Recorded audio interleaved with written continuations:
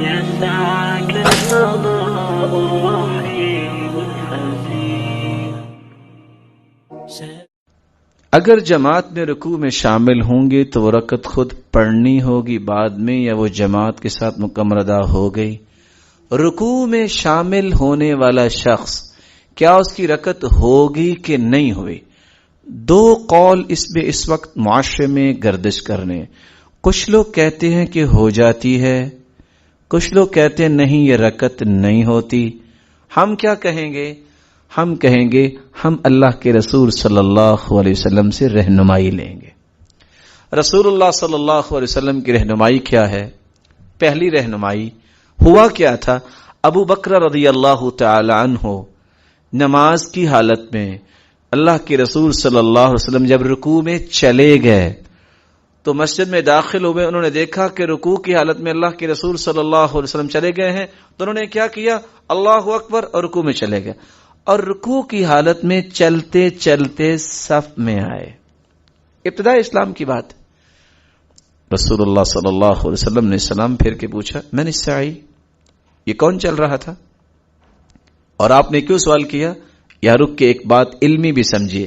جس طرح پیارے پیغمبر صلی اللہ علیہ وسلم کی مبارک آنکھیں تھیں، جس طرح وہ اپنی مبارک دو آنکھوں سے دیکھتے تھے، نماز کی حالت میں وہ مثل زر الحجل، کبوتری کے انڈے کی طرح دونوں کندھوں کے درمیان آپ کی مہر نبوت تھی. نماز کی حالت میں سرتاج رسول وہاں سے بھی دیکھتے تھے، اور یہ آپ کا ایک معجزہ تھا. پوچھا من الساعی، کون تھا یہ؟ ابو بکر رضی اللہ تعالی عنہ فرمانے لگے میں تھا. فرمایا زادک اللہ حرصا ولا تعد، اللہ تیری حرص کو زیادہ کرے. تیری حرص یہ تھی جماعت مل جائے لیکن دوبارہ نہ کرنا. دوبارہ کرنا چاہیے؟ بولے تاکید آگی نا، دوبارہ نہ کرنا. تو ہمیں ایسا کرنا چاہیے. پھر ایک بات. دوسری رہنمائی لا صلاۃ لمن لم یقرأ بفاتحۃ الکتاب، جس نے سورۃ الفاتحہ نہیں پڑھی اس کی رکعت نہیں ہوئی، اس کی نماز نہیں ہوئی. جو رکوع میں ملا ہے اس نے سورہ فاتحہ پڑھی، یہ بخاری مسلم کی روایت. جب سورہ فاتحہ نہیں پڑھی تو رکعت کیسے ہوئی؟ رکعت کی تعریف کرتے ہوئے علماء لکھتے ہیں ذات قیام ورکوع وسجدتین.